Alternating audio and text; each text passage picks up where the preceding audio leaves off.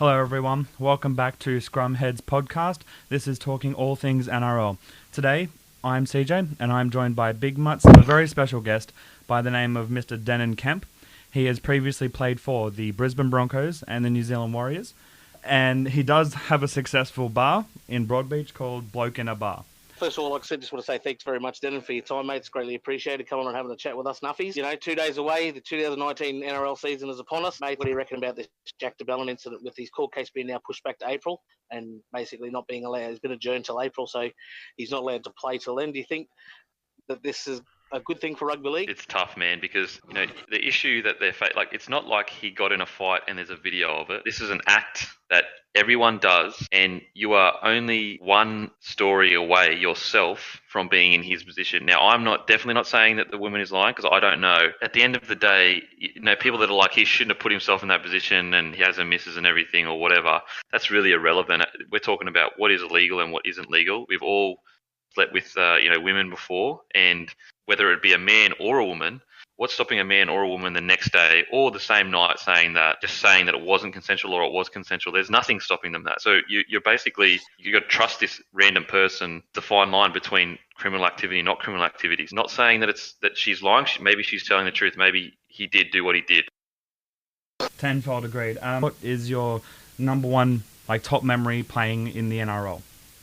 2010, so I'd been to the Warriors, wasn't successful, had a lot to prove, so I came back to the Broncos 2010, round one against the Cowboys. It was, Thurston was playing, Ty Williams, I had a great side. Packed Suncorp Stadium, 75th minute, scored a 40-metre kind of runaway try. Yeah, and so that was my highlight, just because, I proved that 2008 wasn't just like a one-off or whatever. I proved that I could come back, and that's what I was capable of. Unfortunately, I broke my ribs and my lung collapsed 2 games later. I'm not going to lie, hearing you talk like that, Denan, I'm sitting here, I've got goosebumps, mate. For me personally, just to come back to the Broncos and just prove, no, I am a good winger, I'm a good finisher, and I deserve to be here. It just meant more to me personally. Broncos have always had a pretty star-studded backline, and, to leave and then come back and be able to force your way straight back into the side, proves yourself something. You worked hard, you would have worked your ass off in the pre-season. So just another quick question, covering again your career. I've read up and it says that you were also very good at soccer and were also potentially being scouted by the Brisbane Lions at the time. What made you choose / decide to stick with and or go to NRL more so? So a lot of people don't know this. It's just, I guess it's a different time, but I didn't play rugby league till I was 17. Played soccer. Wow. Well, so I was a athlete growing up. I won nationals, won state for 100, 200, 400, 800 cross country. Went to England for soccer. I was part of the Queensland Raw. So the year that, so in the last year of school, I had a group of mates at a Catholic school, and they were like, come away with us, because we'd all grown up together. So they knew what I was like as an athlete. And they're like, just come away with us. We'll be mad, get a week off school. We'll be in the B comp for confraternity. So the B comp in confraternity is just like a really low standard. It's more for fun. Yep. And so I had nationals for soccer 2 weeks later. So I was like, oh man, I don't know if I can do this. I don't even play footy. But then I was like, you know what, stuff it. I want to be with my mates. It's a week away from school. So I went up to this confraternity and, just scored a bunch of tries. I think I scored like six. Killed it. Six tries in one game or some shit. And so after the first game, someone come up to me and one of the coaches, and they were just like, oh, what did you do if an NRL club was interested? And I was like, I don't know. I didn't really care. Yep. Because I was a soccer player and I had nationals in 2 weeks. And so, by the end of the comp, I think I'd scored the most tries, and I won this award called Player with the Most Potential. Oh, wow. That's awesome. Yeah, and that was... Yeah, from the B comp as well. So it was not even from the A comp with St. Brennan's and all the good footy sides. Far out. And so, I won that award, and I was actually really sick. I'd caught a bug on the last day. Oh, bugger. And so Ivan Henjek handed it to me, and I was just whatever, whatever. And so we left. I was crook, and then I went to nationals for soccer a few weeks later. Got back, and apparently, so the player that gets the most potential, they usually get to go to a development camp. And development camp is not the elite guys. These are just the guys that maybe one day might be okay. Make the squad list. Yep. Yeah, development, they're most No of them, potential. put it this way, no one that was at that camp went on to do anything. It was just like, anyway, so yeah, went to the camp. So my dad called the Broncos and got onto Wayne somehow and said, "Listen, my son has gotten this reward. It's called Player with the Most Potential, but we don't know what you guys want us to do because he doesn't play rugby league. He plays soccer and he's with the Queensland Raw."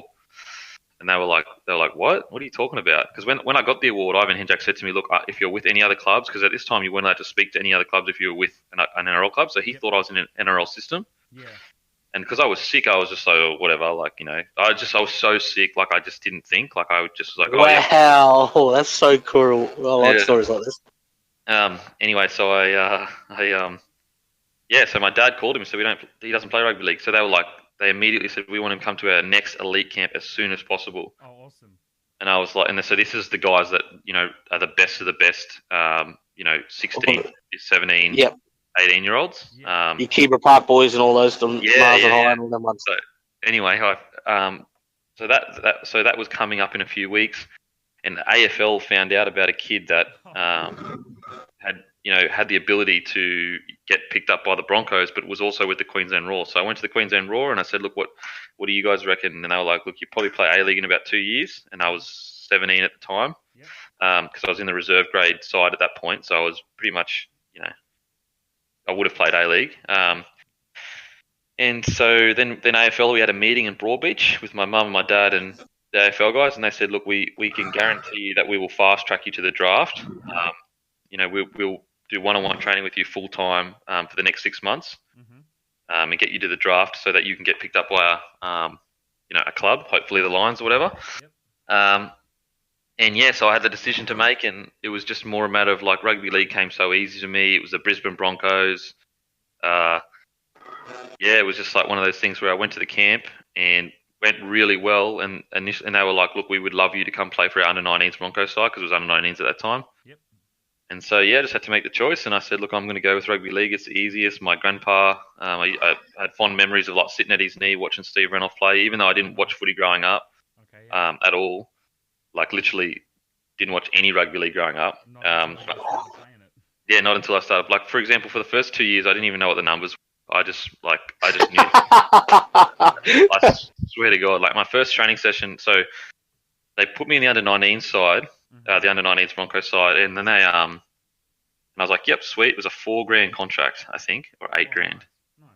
$4,000, yeah, $4,000 for the first year, which is fucking nothing. And anyway, so it's nothing, but it's something at the time. Yeah, it's something. Well, I was coming out of school, so when I got there the first day, they were like, we want you to train with our Clydesdales, which is Broncos reserves at the time, instead of the under-19s. Wow.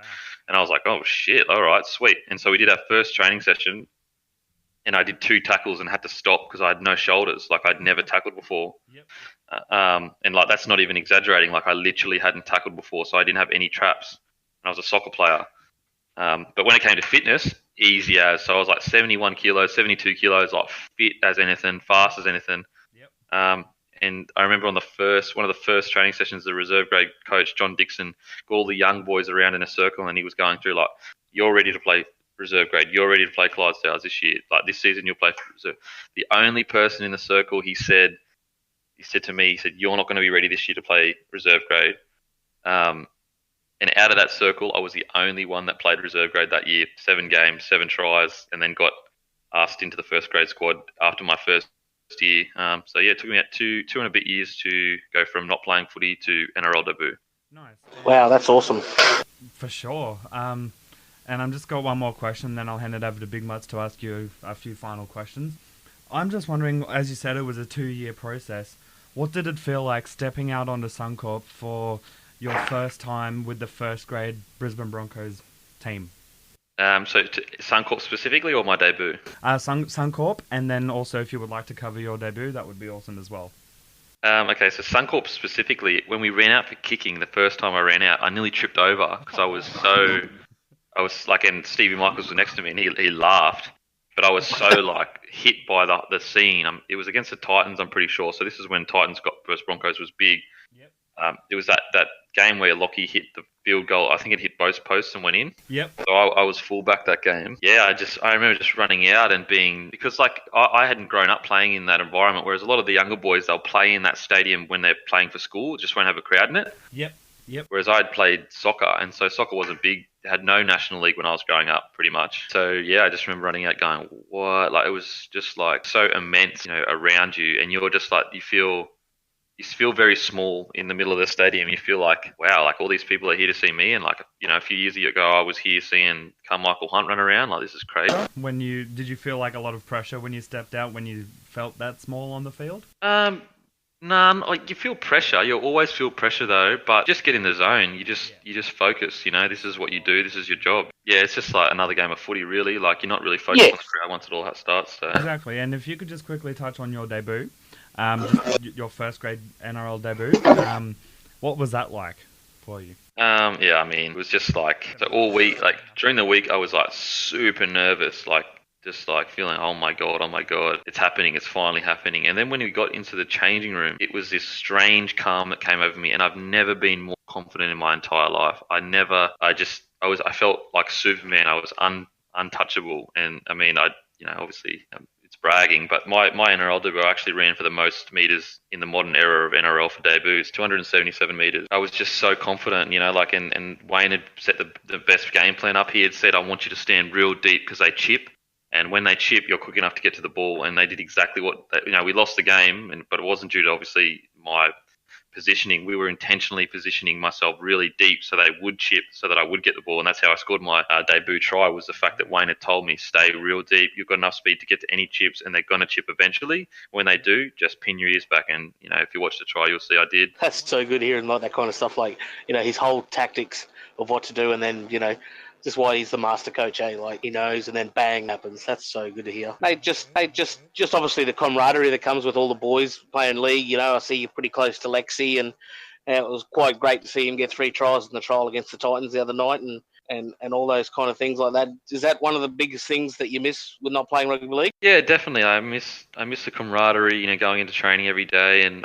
so I guess the epicness of everything you do each week. Every week is a big deal. Every week it's do or die pretty much. Your purpose is so strong that I feel like that's a key to what people miss when they retire, is that not just normal purpose of like go to work, provide for the family. Like, your purpose is you've got an entire town, or let's say 800,000 fans of your team that need you to win, that get the job done. Now, that's a real purpose to live for. And I think that's probably the thing I missed the most to beginning with, is like, what is my purpose? Like, why am I even here? Like, I'm a sports player. I've done this since I was 4 years old. Now I'm not doing it. So that was the thing I missed at the start. But yeah, the camaraderie is awesome, man. Like, it's your brothers, and A few quick fire rapid questions. Who wins the 2019 Telstra Premiership? Oh man, I mean, I think obviously the Roosters should be there, and if they're not there or thereabouts, it'll be. But I just think, for some reason, Wayne Bennett's got 1 or 2 more years left, and he's just gonna somehow, he'll have a lot to prove. He's got a great roster, and he does really work well in short spurts. Like, he went to the Dragons, did what he did, came back to the Broncos in that first year, got to the grand final. So I just feel like he's got 2 years. Cody Walker's hitting his prime. Adam Reynolds has been playing great footy. Sam Burgess is on the end of his career. He's got so much reason to get to that grand final. I think that they will, the Roosters actually won't be the biggest disappointment if they don't make the top 4. Honestly, because you've got an explanation for that. They tired, they're fatigued, all that kind of stuff. Whereas I feel like if Wayne doesn't get close to the finals in his first year at such a good club, I think a lot of people will be very shocked at seeing Wayne in a side that has a side as good as his side is, with 2 halves that are both perfect with their positions, and not do something great. So if he misses the 8, for example, I think it'll be a big deal. So I think he's going to know that. I think the roster's going to know that. I mean, they've got guys like Cam Murray coming through that are unbelievable. So it's if I had to pick now, I'm just going to say Rabbitohs, only because I'm biased due to the Wayne effect. Yeah. State of origin, Queensland and New South Wales. Far out, man. I'm a Queenslander through and through, but I don't know, that New South Wales, they got so much depth, Especially with Cleary and Keary now. Keary, Maloney's still got it. Maloney. I just think that I think if we wait, and they've even got Pangai Jr. that's pushing for a spot, he's not. Yeah, he would start in the Queensland side, I'd say. So I just think that it's going to take 1 or 2 years to replenish our forward pack. as Queenslanders, and I just think that at the moment New South Wales have so much depth in the forwards, it's absurd. Like Vaughan didn't even make the side last year. Yeah, so I just think that it's going to be the only thing that will beat New South Wales is if they're too complacent, which they have had a history of doing. No disrespect to anyone, but sometimes they, for the first few years of Queensland's dominant run, every year they'd come in and they'd be the favourites, and we'd be like, "What the fuck? How are they the favourites? They've lost 2 in a row." And so coming into this year, they'll be the favourites. And that the one thing that Queensland do is be the underdog and just shock you out of nowhere. They're grinded a win out of you, and then they just need one more win and they get the series done. So the last one from me. There was a lot of characters in our game. My absolute hero growing up was Alfie Langer. What's it like having him around at the Broncos? Is he as mad as everyone says he is? Yeah, he's a legend. Like he's just one of those people. If I said we could say the exact same sentence, but because he's saying it and the way he says it, it's just hilarious. So he's got heaps of charisma. Great for the boys. Great at picking people up when it comes to the attitude and the lifting the vibe up. He's incredible, man. He's a funny dude, real funny dude. Oh, that's awesome. That about wraps up our interview with Denan Kemp. I just want to, again, as Big Mutts did, thank you very much on behalf of the Scrumheads podcast and the Scrumheads listeners for joining us. Best of luck with your future endeavours, and maybe one day we will get you back as a guest.